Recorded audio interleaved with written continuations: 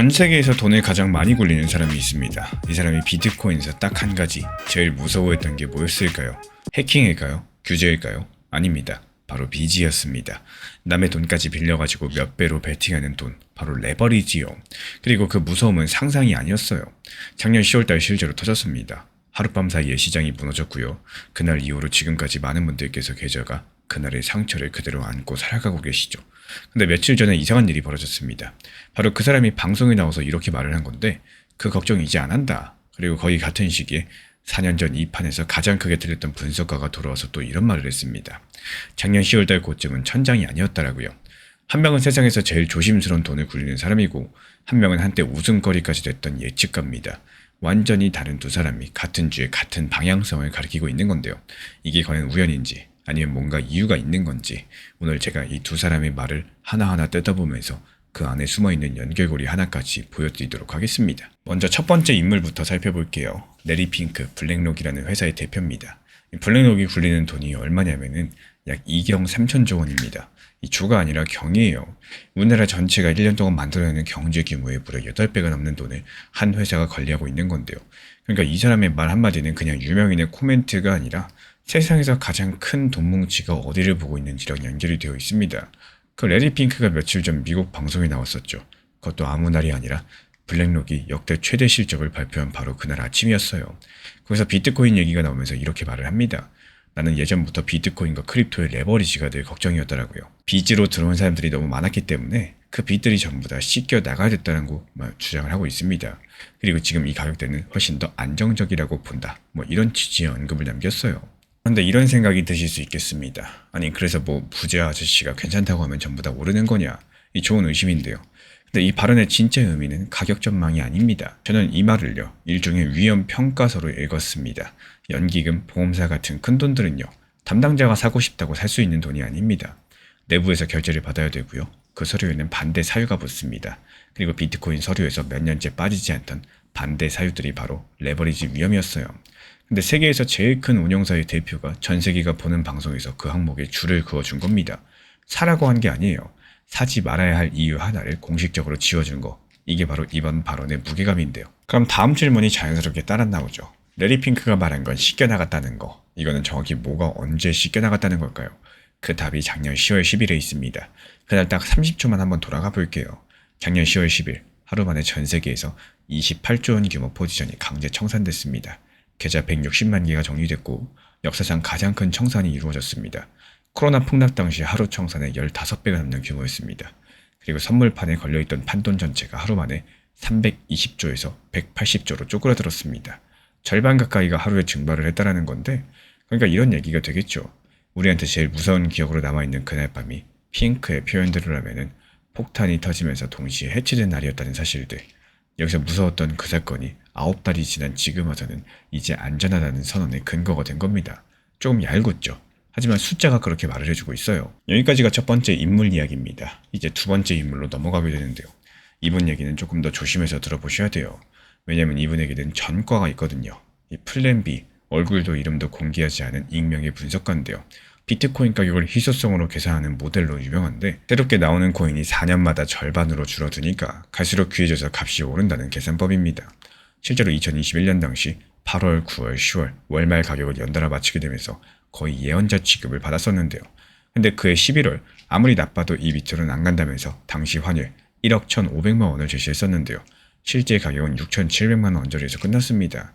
10년 동안 맞아떨어지던 지표의 첫 번째 실패였고요. 본인 입으로도 실패를 인정을 했습니다. 심지어 그 전에는 연말까지 특정 가격을 넘지 못하면 내 모델은 죽은 걸로 봐도 된다라고 해놓고 나중에 그 말을 주워 담은 일도 있었어요. 그래서 이 바닥에서 플랜B라는 이름은 한동안 크게 틀렸던 사람의 대명사가 되어버렸습니다. 그 플랜B가 며칠 전에 글을 하나 올렸죠. 딱 3문장인데요. 저는 이 3문장의 순서까지도 눈여겨보셔야 된다고 생각을 합니다.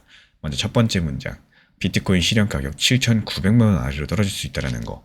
과거 모든 약세장 바닥이 그랬던 것처럼 실현 가격이라는 말이 좀 어렵죠. 지금 비트코인을 들고 있는 전 세계 사람들이 각자 산 가격을 전부 평균된 값이라고 보시면 되겠습니다. 시장 전체의 평균 원가인 거고 그게 지금 약 7,900만 원이라는 겁니다. 그리고 둘째 문장, 그래도 작년 10월 달에 1억 8,800만 원은 이번 사이클의 천장이 아니라고 본다는 거. 세 번째로는 내 모델로는 이번 사이클 그러니까 2026년에서 2028년 사이 비트코인 7억 5천만 원까지 갈 수 있다. 범위로는 3억 7천에서 15억 원. 다들 셋째 문장에 7억 5천만 원이 눈에 가실 겁니다. 근데 저는 진짜 뉴스가 첫 번째 문장이라고 봐요. 한번 생각을 해보세요. 이 사람은 시장에서 가장 유명한 강세론자죠. 그런 사람이 자기한테 불리한 말들, 더 떨어질 수 있다는 말들 문장 맨 앞에 뒀어요. 지금 국내 거래소 가격이 9천만 원대니까 여기서 15% 정도 더 하락할 수 있다는 것들을 먼저 인정하고 시작을 한 겁니다.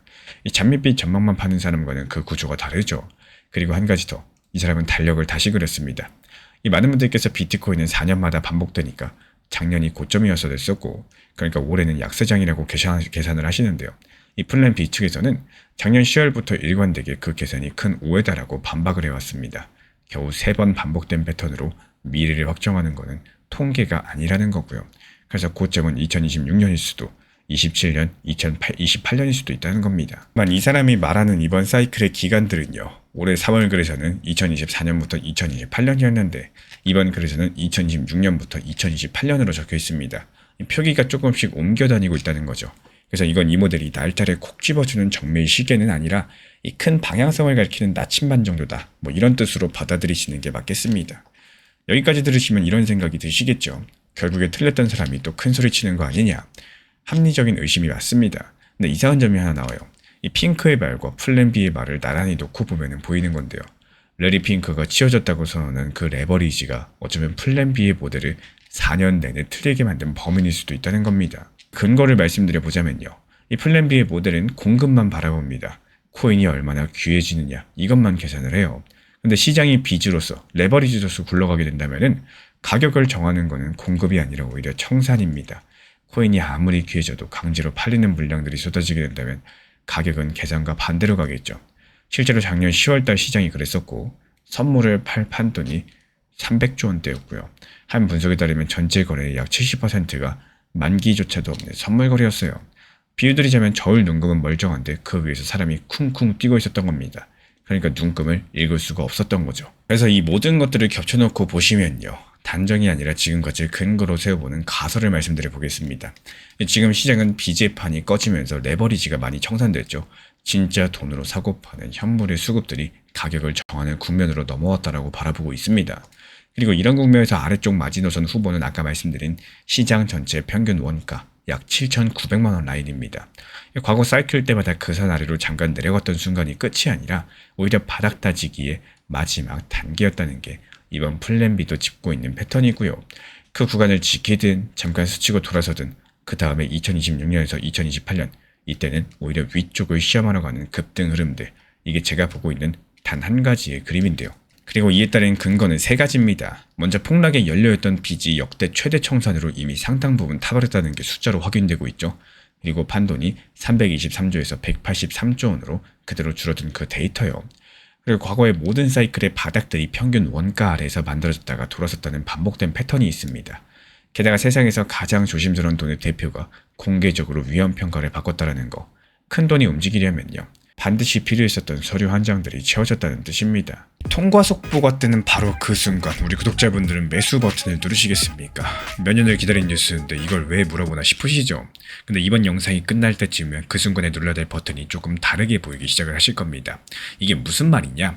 이번 주말 사이에 이런 소식이 나왔죠. 미국 하원에서 디지털 자산 쪽을 책임지는 소위원회 위원장 브라이언 스틸 의원이 말을 한 건데요. 그동안 발목을 잡아왔던 윤리 조항 문제에 대한 논의가 사실상 지금 마무리 국면까지 들어갔다는 폭탄 발언을 남겼습니다. 그래서 빠르면 다음 주, 그러니까 미국 시간 기준 바로 이번 주에 클래리티 법안이 상원을 통과할 가능성이 매우 높다는 건데요.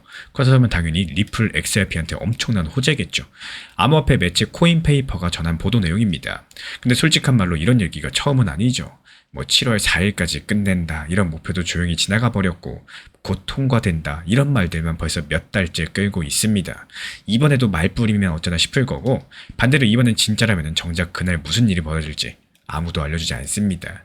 기다리던 날이 지금 다가오고 있는데 나만 허둥대면 어떡하나 이런 찜찜함이 분명히 남으실 거고요. 그래서 이번 영상에서는 딱 2가지만 확실하게 한번 짚어드려 볼게요. 이 다음 주 통과라는 말이 진짜인지 뉴스보다 먼저 알아낼 수 있는 방법은 뭘까? 그리고 진짜 통과된다면 그날과 그 뒤에 벌어지는 일은 무엇일까? 여기에 대해서 포커스를 맞춰보도록 하겠습니다. 자, 먼저 첫 번째부터인데요. 여기서 이상한 점이 한 가지 보입니다. 여기서 미국 상원의 규칙을 살펴보면 이런 큰 법안은 문 하나만 열면 되는 게 아닙니다. 100명 중에 60명이 찬성해야 열리는 문이 2개인데요. 이 법안의 본격적인 논의 테이블에 올릴지 정하는 문 하나, 그리고 법안 자체를 통과시키는 문 하나. 근데 규칙상으로 이 문 하나를 여는데 며칠씩, 사실상 일하는 한 주가 통째로 들어가게 되어 있습니다. 이 고속도로에 요금소가 2개가 있는데 요금소마다 일주일씩 걸리는 셈이겠죠. 그리고 다가오는 8월 7일쯤이면은 이 미국의 상원은 긴 여름 휴회, 쉽게 말해가지고 방학에 들어가게 됩니다. 그럼 지금 남은 시간이 딱 2주 남짓 남았는데 이 문 2개 각각 일주일이면 정말 아슬아슬하게 꽉 차는 경우예요. 그러니까 며칠 안에 통과라는 말 자체가 계산기를 두드려보면 원래는 잘 나오지 않는 말이죠. 그런데도 왜 그렇게 자신 있게 말을 했을까요? 여기에 대한 정답은 지름길에 있습니다. 지금 미국 상원은 예외가 하나 있죠. 여야가 토론 시간을 줄이고 빨리빨리 가자고 다 같이 합의해 준다면 그 일주일짜리 절차가 며칠로 확 줄어듭니다. 하이패스가 열린다는 건데, 근데 중요한 거는 이 하이패스는 그동안 반대해온 민주당 쪽이 고개를 끄덕여야지만 열린다는 겁니다. 그럼 여기서부터는 제 나름의 읽기가 시작이 되는데요. 다음 주에 통과될 수 있다는 말 자체가 성립되려면 민주당이 협조할 이유들, 그러니까 이 윤리조항과 관련해가지고 합의가 정말로 끝나 있어야 됩니다. 그리고 이런 발언들이 나온 순서를 한번 보시면요. 지난 목요일 백악관에서 대통령까지 직접 앉은 담판이 있었죠. 금요일은 뉴욕에서 마지막 공청회가 열렸었고요. 이런 발언들은 그 직후에 나왔습니다. 그래서 저는 이거를 그냥 희망 섞인 덕담이 아니라 협상 테이블 안쪽에서 흘러나온 신호 정도로 읽고 있습니다. 다만 정직한 말로 말씀을 드리자면요. 합의 내용 자체는 아직 어디에도 공개되지 않았습니다. 지금은 이 발언 자체가 유일한 단서라는 거고, 그럼 이게 진짜인지 가짜인지 우리는 어떻게 확인할 수 있을까요? 여기에 대한 방법이 있습니다. 지난 클래리티 영상에서 다음 관문은 상원이 날짜를 잡느냐라고 말씀드렸는데, 그걸 확인하는 장이 바로 이 이틀입니다. 미국의 월요일과 화요일, 우리 시간으로 화요일 수요일 새벽에 상원 의사 일정이 올라올 예정이죠. 여기서 거기에 클래리티 표결 절차, 특히 시간 단축 합의 같으면 진짜입니다. 반대로 이틀이 조용히 지나가면 이번에도 미뤄지는 쪽으로 기울었다고 보시면 되겠어요. 표결 결과가 아니라 일정표를 보는 겁니다. 속보보다도 하루 이틀 먼저 하는 방법이죠. 그럼 이제 두 번째 질문으로 가겠습니다. 진짜로 통과했다고 쳤을 때 그날 과연 무슨 일이 벌어질 수 있을까요? 이번에 코인페이퍼가 인용한 한 분석가는요. 통과 이후 XRP가 2단계로 상승한다고 보고 있습니다. 1단계는 속보를 본 개인들이 나만 놓칠까봐 몰려들면서 만드는 짧고 가파른 급등들, 그리고 두 번째 단계는 은행 같은 큰 기관들이 들어오면서 만드는 길고 단단한 상승들. 여기까지는 정말 듣기 좋은데, 근데 이 시나리오에는 분석가 스스로 인정하는 구멍이 하나 있습니다. 이 기관은 속보를 보고 사는 집단이 아니라는 건데요. 법률 검토하고 내부 규정 점검하고 시스템 연결하고 이 절차에 짧으면 몇 달, 길면 몇 년이 걸립니다. 그럼 1단계 급등과 2단계 사이에 그 몇 달은 과연 누가 채울까요? 비어있다는 거죠. 그리고 역사를 봤을 때 그 빈 구간에서 무슨 일이 있었는지 기록들이 남아 있습니다.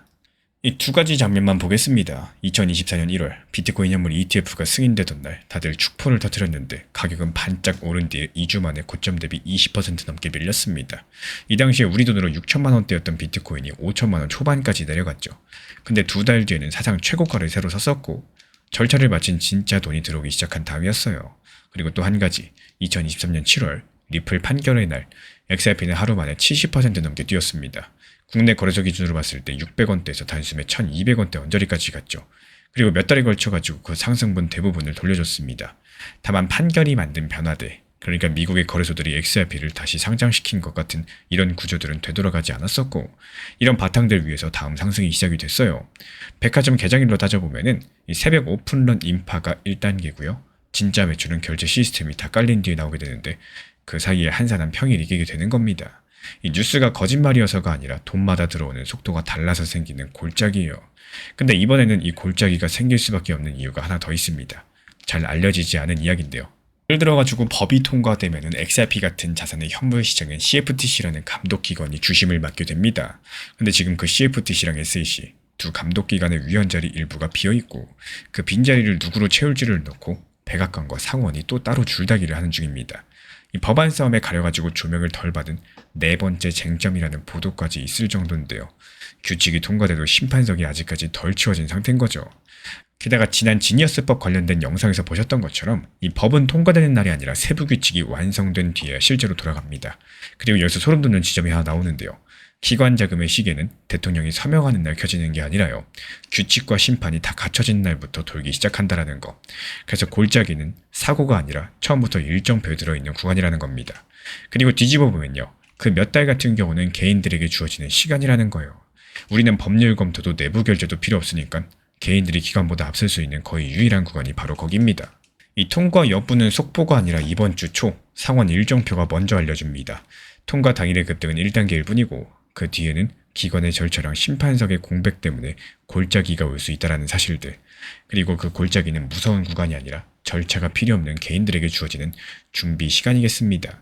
그럼 마지막으로 한 가지만 여쭤볼게요. 그 골짜기가 진짜 오게 된다면 바닥이 어디쯤인지는 뭘 보고 재야 될까요? 이 다음 영상에서 그 계기판들 하나씩 꺼내드려 보도록 하겠습니다. 이번에 런던 주식시장에 상장된 한 회사에서 조금 낯선 안건이 올라왔습니다.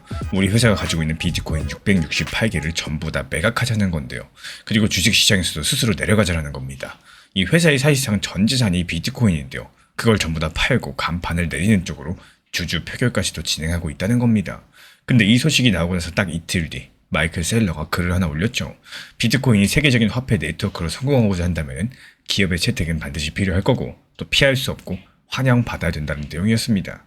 회사들이 짐을 싸서 나가는 바로 그 주에 또 기업은 피할 수 없다는 선언까지도 나온 상황인데요. 앞뒤가 안 맞아 보이는데 이번 영상 끝까지 보시면 이 어긋난 두 가지 장면이 사실은 한 가지 문장으로 연결된다는 걸 알게 되실 겁니다. 먼저 지금 상황이 얼마나 험한지부터 한번 살펴보겠습니다. 방금 말씀드린 런던 회사 사츠마 테크놀로지라는 곳인데요. 크립토 슬레이트라는 외신 보도를 살펴보면은 이 회사가 가진 비트코인 668개는 지금 시세로 환산했을 때 대략 620억 정도 규모입니다. 근데 이 회사 주식을 전부 다 사는 데 드는 돈은 그 코인 가치보다 20%나 저렴합니다. 지금 시장이 코인 든 회사를 코인보다 싸게 평가하고 있다는 거죠. 그래서 지금 주주들 앞에서 놓인 선택지가 차라리 전부 다 팔고 그냥 현금으로 돌려받자라는 안건인 거고, 통과된다면 8월 초쯤에 전량 매각한다는 일정까지도 나와 있습니다. 근데 문제가 뭐냐? 이게 이 회사 한 곳만의 이야기가 아니라는 건데요. 미국 나스닥 상장돼 있던 K-웨이브 미디어라는 회사는 이미 지난 5월달 갖고 있었던 비트코인을 몽땅 매각했습니다. 약 960억 정도 규모였는데요. 이 사실이 6월 말에 공시로 뒤늦게 드러났었고, 이 회사 측에서는요, 앞으로 조달할 자금들에 대해서 최대 7,200억 정도 가량을 코인이 아니라 AI 데이터 센터 쪽에 쓰겠다고 아예 방향성을 틀어버렸습니다. 여기에 21 쉐어즈라는 자산 운용사가 낸 올해 반기 보고서에는 이런 경고까지도 담겼는데요. 비트코인을 사모으던 상장사 모델이 하락장의 무게에 휘청이고 있다는 사실들, 큰 회사들 대부분이 자기가 가진 코인 가치보다 저렴하게 거래가 되고 있는 상황이고, 또 조그만 회사들 일부는 버티기 위해서 코인을 억지로 팔고 있다는 겁니다. 그럼 이게 얼마나 큰 판이 흔들리는 얘기냐? 그게 바로 다음 질문이겠죠. 그래서 집계 기관들 숫자를 살펴보면은 지금 전 세계에서 비트코인을 회사 금고에 넣어둔 상장사가 약 200곳입니다. 이들이 들고 있는 코인이 126만 개에서 128만 개, 지금 시세로 따져보면 대략 120조 원 안팎이고요. 비트코인 전체 발행량의 6%가 넘어가는 물량들입니다. 이 정도 판이 흔들린다니까 시장에 이런 불안감이 감돌고 있는 겁니다. 회사들이 사줘서 여기까지 올라온 거라면은 회사들이 떠나기 시작하면 어떻게 되는 거냐? 근데 바로 이 지점에서 이상한 게 두 가지가 있는데요. 먼저 첫 번째로 마이클 셀러는 왜 하필 이 험한 시기에 저 선언을 올렸을까요? 축포라면 좋은 시절에 쏘는 게 자연스럽겠죠. 그리고 두 번째는 더 이상합니다. 왜 하필 화폐라는 단어를 썼을까요? 이게 왜 이상하냐면요. 이 세일러 같은 경우는 몇 년 동안 비트코인은 화폐가 아니라고 말을 하고 실제로 그렇게 다닌 사람입니다. 이 두 가지 수수께끼를 풀면 오늘 이야기의 전체 그림이 보이기 시작을 하실 텐데요. 한번 순서대로 가보겠습니다. 먼저 첫 번째 수수께끼를 풀려면 지금 회사들이 왜 무너지고 있는지 그 구조부터 보셔야 되겠죠. 이 최대한 쉽게 풀어드려보자면은 비트코인을 사모으는 회사의 주식은 말씀드리자면 코인이든 지갑입니다. 1만원짜리 지폐가 들어있는 지갑이라고 가정을 해보죠. 한동안 시장은 이 지갑을 1만 5천 원에도 사줬습니다. 그리고 지갑 주인이 앞으로 지폐를 더 잘 불려줄 거라고 믿었으니까요. 그럼 회사 입장에서 봤을 때 어떨까요? 신기한 장사가 됩니다. 지갑을, 그러니까 주식을 새로 찍어서 1만 5천 원에 팔고 또 그 돈으로 1만원짜리 지폐인 코인을 사놓는 겁니다. 찍으면 찍을수록 주주 몫의 코인이 늘어날 거고요. 이게 지난 2년 남짓 이 회사들을 굴린 엔진이었습니다. 근데 작년 말부터 그 웃돈이 꺼지기 시작을 했고 올해 들어서는 아예 뒤집혔습니다. 이제부터 시장이 1만원 지폐가 된 지갑을 8,000원에만 사주겠다는 건데 이 사치마의 20% 할인이 정확히 이 상태예요. 이렇게 되면 엔진이 거꾸로 돌겠죠. 주식을 찍을수록 손해겠고요. 주인 입장에서는 지갑을 포기하고 안에 든 지폐를 꺼내는 게 낫겠습니다. 그 순간이 바로 회사가 코인을 매각하는 순간이겠죠. 그리고 여기서 중요한 게 하나 보여요. 지금 무너지고 있는 거는 기업이 비트코인을 가진다라는 자체가 아니라 이 주식이 웃돈으로 코인을 사모으던 한 가지 장사 방식이라는 겁니다. 웃돈이라는 연료로만 달리던 차들이 연료가 끊기니까 멈춰선다는 거고, 그러니까 세일러의 선언은 시장이 주어서 나온 축포가 아니라요, 자기 진영이 가장 세게 얻어맞고 있는 순간에 나오고 있는 겁니다. 이러면 첫 번째 수수께끼의 절반은 풀리죠. 근데 아직 남았습니다. 왜 하필 본인이 그렇게 거부해왔던 암호화폐라는 단어였을까요? 이 셀러의 지난 발언들을 시간순으로 놓고 보자면은 2024년 3월 미국 방송 인터뷰에서 이렇게 말을 했습니다. 비트코인을 화폐로 보는 거는 근본적인 오해다. 5번가의 빌딩 가진 사람이 빌딩 지분 떼서 커피를 사 마시진 않는다라고요. 이건 사이버 공간의 부동산, 그러니까 사이버 재산이라는 겁니다.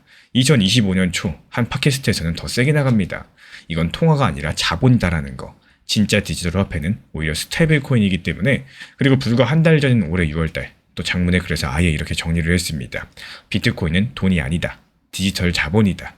돈은 그 위에 지어진다는 겁니다. 이 맨 아래에 비트코인이라는 자본이 깔리고 그 위에 신용이, 그리고 또 그 위에 화폐가 이렇게 층층이 올라가는 건물 같은 구조를 그리고 있다는 거죠. 근데 그랬던 사람이요, 또 이번 글에서는 화폐 네트워크로 성공하려면 이런 식의 글을 썼습니다. 또 말을 바꾼 걸까요? 저는 아니라고 봅니다. 여기서부터는 기사에 적힌 문장이 아니라 제가 이어붙여 본 그림인데요. 세일러가 말하는 화폐 네트워크는 우리가 흔히 떠올리는 비트코인으로 결제하는 세상이 아닙니다. 비트코인을 담보로서 그 위에서 돈이 만들어지는 시스템 전체를 말하고 있는 거기 때문에 결정적인 힌트가 이번 글 안에 있어요. 마이클 세일러가 기업의 장점으로 나열한 단어들, 효율성, 투명성, 그리고 신용도. 이 신용도라는 단어가 바로 열쇠입니다. 한번 생각을 해보세요. 저나 우리 구독자분들 같은 개인들은 비트코인을 살 수 있습니다. 지갑에 넣어둘 수도 있겠죠. 그러면 그걸 담보로 채권 발행하거나 새 금융상품을 찍어낼 수는 없습니다. 법이 그걸 허락해주는 존재는 사실상 회사뿐이거든요. 옛날 금을 떠올려 보세요. 그러면 시각이 더 빠르겠죠. 금덩어리 자체는 화폐가 아니죠. 근데 금이 금고에 들어가고요. 사람들이 그 금고를 믿고 금고 증서로 거래하기 시작하는 순간, 그때부터 화폐 네트워크가 된다는 뜻입니다. 마이클 세일러가 말하는 기업이 바로 그 금고이자 증서를 찍는 창구라는 거예요. 그러니까 기업 재택은 피할 수 없다는 말의 진짜 뜻은 기업이 사줘야 가격이 오른다 정도가 아니라요, 기업이 없으면 화폐의 2층이 지어지지 않는다는 겁니다. 실제로 세일러 측에서 이달 초에도 다음 물결은 사람들이 코인을 사는 단계가 아니라 기업과 은행, 연기금, 국가, 신용시장이 비트코인을 자본으로 쓰는 단계다라고 썼습니다. 연기금이나 보험사 같은 큰 돈들은 애초에 규칙상 코인을 개인 지갑처럼 직접 들고 있기가 어렵기도 하겠고, 또 여기까지 오면은 이런 글이 단순한 응원글이 아니라는 게 보이기 시작을 합니다. 근데 진짜 소름 돋는 대목은요, 이 문장 자체가 나오게 된 뒷 배경에 있는데요. 법을 지키면서 조직한다. 이번 글의 이 표현에는 사실 전사가 있습니다. 2024년 10월달로 가보자면요, 세일러가 한 인터뷰에서 한 말, 발언의 뼈대만 옮기면 이런 내용들이에요. 이 비트코인을 개인이 직접 보관해야 안전하다고 주장하는 사람들, 그건 편집증적인 크립토 무정부주의자들 이야기다라는 겁니다. 오히려 블랙록, 피델리티, JP모건처럼 규제받는 큰 기관이 보관하는 쪽이 안전하다. 심지어 1933년 이 당시 미국 정부가 국민들의 금을 걷어간 사건을 두고 사람들이 자발적으로 낸 거라고 말을 해서 역사 왜곡 논란까지도 붙었습니다. 이런 발언들에 대해서 코인 동네가 뒤집어졌고요. 이더리움을 만든 비탈릭 부테린이 제정신이 아닌 소리라는 취지로 공개 반박했고요. 또 보안 전문가 제임스 롭은 코인이 몇몇 기관에 물리면은 오히려 한꺼번에 잘못될 위험이 커진다고 맞받아쳤습니다. 그러니까 비트코인 세계 안에서는 벌써 2년이 넘게 비트코인은 누구의 금고에 있어야 하는가, 이걸 놓고 조용한 내전이 벌어지고 있는 상황이라는 거고, 이게 개인의 지갑이냐 기업의 금고냐, 이 두 가지에 대해서 이번 마이클 셀러의 글은 그 내전에서 기업 진영이 내놓은 가장 점잖게 다듬어진 성명서인 셈이겠죠. 그리고 이렇게 보시면요, 아까 그 환영받아야 된다는 단어도 다르게 읽히기 시작을 합니다. 이미 환영받고 있는 것들을 두고 환영해야 된다? 이렇게 말하는 사람은 없겠죠. 지금 기업들이 하락의 원흉으로 몰리고 한쪽에서 떠나라는 소리까지도 들리는 이런 국면, 이런 것들을 봤을 때 그 단어가 거꾸로 보여주는 겁니다. 물론 이런 대목들은 저의 관점이긴 하겠지만 한 가지 더 짚어야지 공평한 게 있는데, 이 마이클 셀러의 본인이 이 모델을 처음 만든 회사의 회장이죠. 그럼 기업 재택을 변호하는 일이 곧 자기 회사를 변호하는 일이기도 하다는 점, 이 점은 감안하고 들으셔야 되겠습니다. 그런데 이런 험한 와중에 오히려 정반대로 움직이는 회사가 등장을 합니다. 일본 도쿄 증시 상장된 한 회사가 회사 이름을 아예 비트코인 재팬으로 바꿨죠.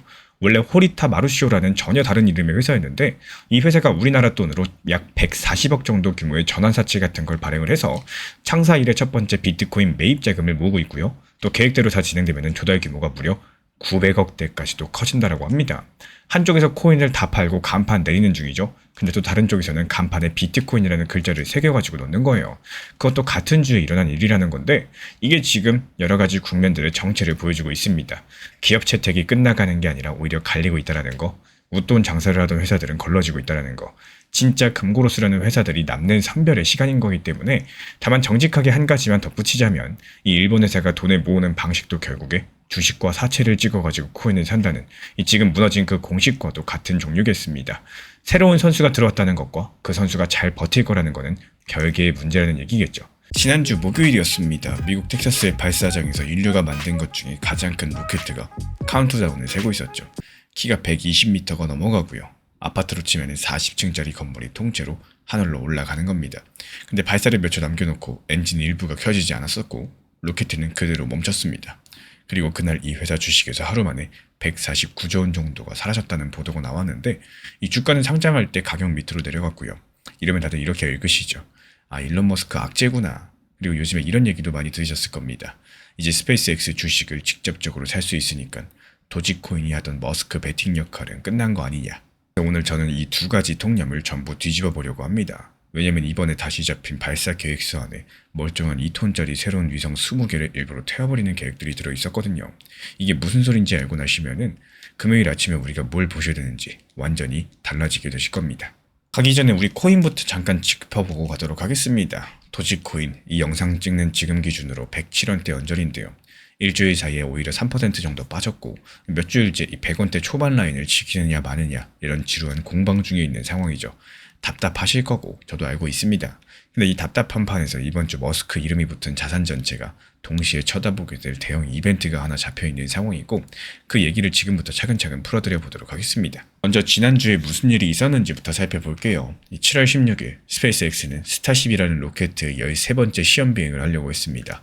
스타쉽은 아래에 부스터라고 부르는 1단 로켓가 있고요. 또 그 위에 우주선 본체가 올라타는 구조인데 발사 직전에 부스터에 달린 엔진 여러 개 중에 일부가 점화되지가 않았습니다. 그러면서 컴퓨터가 알아서 발사를 멈췄어요. 사실 이건 사고가 아니라 안전장치가 자기 일을 제대로 한 장면입니다. 이상한 엔진을 발견하고 세운 거니까요. 여기에 따라 가지고 회사는 곧바로 엔진 2개를 갈아 끼웠고요. 일주일 만에 재도전 날짜를 잡았습니다. 이번 연합뉴스 보도에 따르면요. 미국 시간으로 23일 목요일, 이때 저녁에 한국 시간으로는 24일 금요일 아침 7시 45분에 출근길을 생중계로 볼 수 있는 시간이 완성이 됩니다. 참고로 일론 머스크가 자기 SNS에 다음 발사 시도는 금요일이다 이렇게 올리는 바람에 미국에서는 날짜 혼선이 살짝 있었는데요. 한국에 사는 우리 입장에서는 어차피 금요일 아침에 발사될 예정이기 때문에 크게 헷갈릴 게 없습니다. 다만 로켓 발사라는 게 날씨나 점검 때문에 하루 이틀 밀리는 게 아주 흔한 일이기 때문에 정확한 시간은 당일에 가서 꼭 다시 확인해 주셔야 됩니다. 여기까지는 그냥 발사가 연기됐다, 이렇게 다시 한다, 이런 뉴스로 보이시죠? 근데 이 로켓의 짐칸 목록을 열어보시면요. 고개가 갸웃해지는 대목들이 하나씩 나옵니다. 이번 비행에서는 스타링크 V3라는 신형 위성 20개가 실릴 예정인데요. 스타링크 아실 거예요. 하늘에 위성을 잔뜩 띄워가지고 지구 어디서든 인터넷이 되게 하는 그 사업들. 근데 스페이스X가 공개한 계획을 살펴보면은 이 위성 20개는 궤도에 남지 않습니다.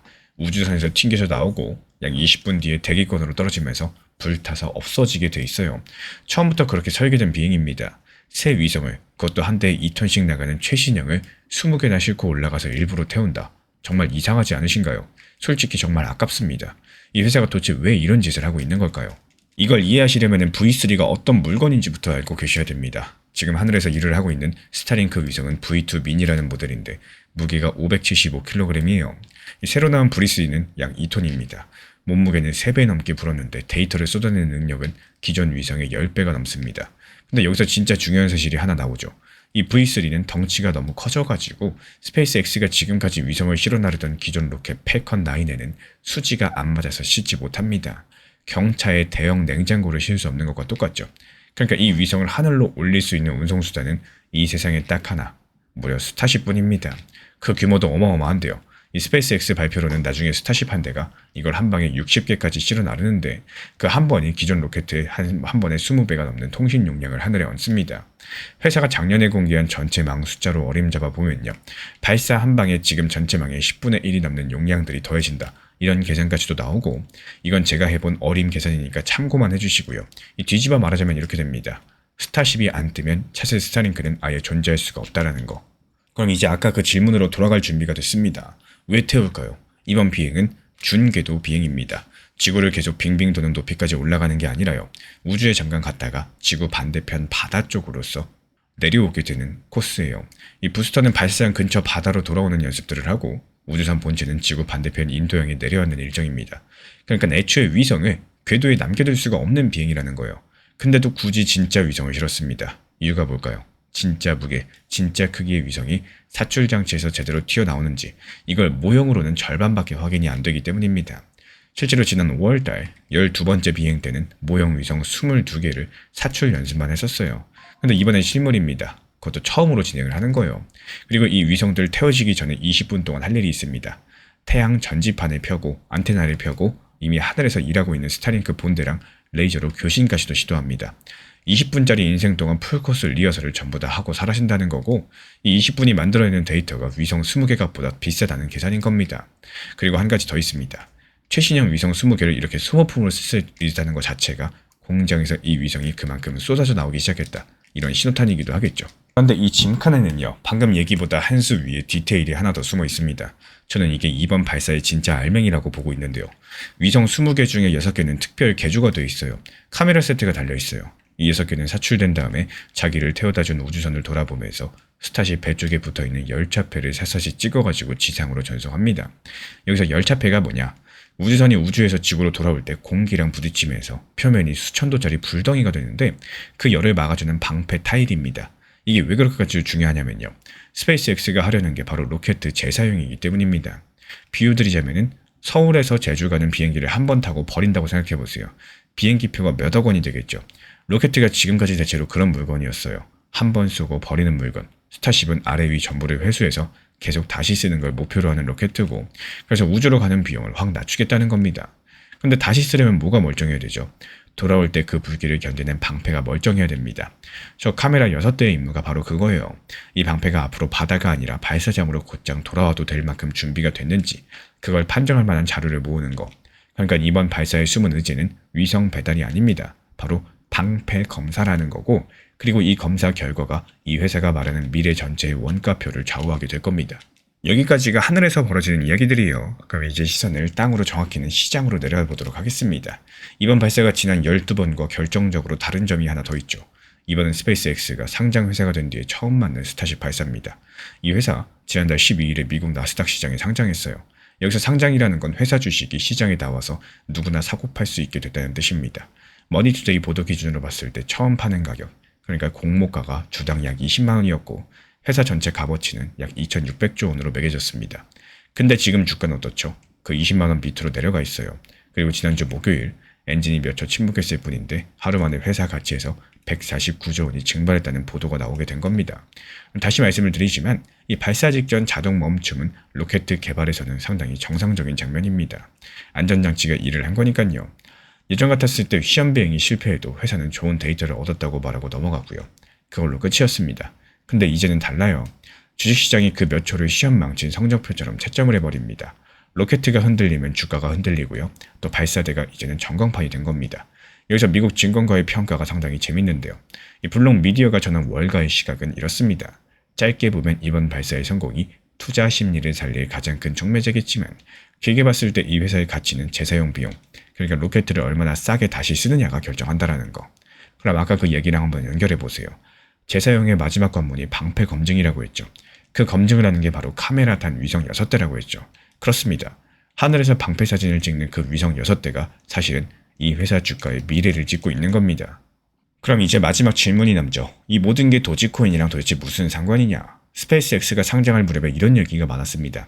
그동안 개인 투자자가 머스크의 우주 사업에 직접 돈을 넣을 방법이 마땅치가 않았었고 그 마음의 배출구 역할을 도지코인이 해왔었는데 이제 진짜 주식이 생겼으니까 도지코인의 그 역할은 끝났다라고요. 저도 일리 있는 말이라고 생각을 했어요. 근데 상장하고 나서 한 달 남짓 실제로 벌어진 일들을 보시면은 주식이 된 스페이스X는 원가랑 실적과 엔진 점화 몇 초로서 채점당하는 철저하게 숫자의 자산이 됐습니다. 꿈을 사겠다고 들어간 사람들도 성적표를 받아 들었다는 거고 반대로 이야기, 커뮤니티, 발사 생중계를 보면서 두근거리는 그 감정들 그건 주식이라는 그릇에 담기지 않는다는 게 오히려 또렷해졌습니다. 그래서 저는 이렇게 읽어볼 수가 있겠는데요. 상장은 도지코인의 자리를 없앤 게 아니라 이 도지코인의 자리가 어디인지 선을 그어서 보여줬다는 거. 그래서 숫자는 주식이 가져갔고 이야기의 자리는 여전히 비어 있다는 겁니다. 최근에 시장이 너무 답답하다 보니까 정보방 입장에 대해서 문의 주시는 분들께서 많아지셨어요. 먼저 제일 중요하지만요. 제가 안내드리는 모든 정보방은 업비트, 빗썸, 현물 매매로서만 안내 도움드리고 있습니다. 지금 화면에 보이시는 번호나 혹은 댓글 링크에 있는 신청란을 통해서 신청 주시면은 안내를 도움드리고 있고요. 이 세 가지 방 중에 필요로 하신 방을 체크해서 신청 주시면은 필요로 하신 방에 맞춰가지고 입장 안내 드리고 있습니다. 먼저 리플 전용방 같은 경우에 리플에 대한 중요 이슈, 그리고 리플에 대한 단기 저점과 단기 고점, 중장기적으로 보는 중요 타점 같은 핵심 내용에 대해서 안내드리고 있기 때문에 영상 시청해주시는 우리 구독자분들께서 리플이라는 코인이 장기적으로 좋다라는 건 알고는 있지만 현재 같은 시장에서는 많은 답답함을 느끼시는 분들께서 정말로 많이 계실 거라고 생각을 합니다. 이 적당한 일부 비중은 단기 고점과 저점을 살려서 효율적인 대응을 만들어 가시고 또 오히려 중장기적으로 더 잘 가져가기 위한 효율적인 매매하시는 것들을 추천드려요. 그리고 두 번째로 종합 브리핑방입니다. 장기적으로 보기에 좋은 코인들과 현재 시장 흐름에 대한 중요 시장 이슈들, 브리핑 내용이나 리플에 대한 방향성, 락업 해제 일정과 여기에 따른 움직임들에 대해서 안내드리는 종합적인 방이다. 이렇게 생각해 주시면 되겠습니다. 그리고 마지막으로 단기 종합방 같은 경우는 말 그대로 단기 종목들에 대한 타점을 안내드리고 있는 방입니다. 이 단기 종목은 말 그대로 단기 종목답게 접근을 하셔야 되는데 욕심으로 인해서 타점을 너무 높게 잡아가지고 수익 실현을 못하거나 아니면 눈치 보기 매매를 하다가 이렇게 수익 실현의 기회를 놓치셨던 기억이 있으신 분들 지금 시장에서 정말 많은 상황인데요. 항상 비중 조절이 중요하고요. 매수와 동시에 목표 타점을 걸어 놓으면서 현실적으로 봤을 때 내 것으로 만들어서 마침표까지 잘 찍는 게 단기 매매의 핵심이다 생각을 해요. 단 여기서 중요한 거. 아무리 내가 좋아하고 시기가 좋고 스스로 괜찮다고 판단하셔도 몰빵 매매는 정말 위험하기 때문에 매번 말씀드리는 비중 조절 원칙 매매로 접근하시는 게 가장 중요합니다. 끝으로 항상 말씀드리고 있지만요. 저는 업비트, 빗썸, 현물 매매에 대해서만 안내를 도움드리고 있기 때문에 절대로 해외골에서 선물 매매에 대한 고위험 리스크 매매에 대해서는 언급조차 드리지 않고 있습니다. 무조건적으로 업비트, 빗썸 이렇게 현물 매매로 필요하신 분들께서만 입장 신청 주시면은 안내 도움 드리도록 하겠습니다. 이 빠르게 가는 것보다 중요한 건요. 꾸준하고 길게 가는 게 더 중요한 투자 시장이다. 이렇게 생각을 해요. 건강한 비중 조절 원칙 매매 활용하시기를 늘 응원드리겠습니다. 이 리플 XRP의 매수 매도 타점은 순간의 판단이 전부예요. 그래서 우리 신사 채널에서는 시장의 숨결 하나하나까지 놓치지 않고자 모든 흐름들 실시간으로 모니터링 중에 있습니다. 이 단기 반등 구간이 열리는 순간 그 찰나의 기회 타점을 우리 구독자분들께 바로바로 전달드리기 위해서인데요. 우리 신사 채널을 이미 구독해주신 분들 중에서 실시간 커뮤니티방 참여를 원하신다면 지금 보이시는 번호로 문자 남겨주시면 되겠습니다. 이 혼자서 불안하게 바라보는 시장이 아니라요. 함께 흐름을 읽고 움직이는 경험들을 선사해 드리도록 하겠습니다.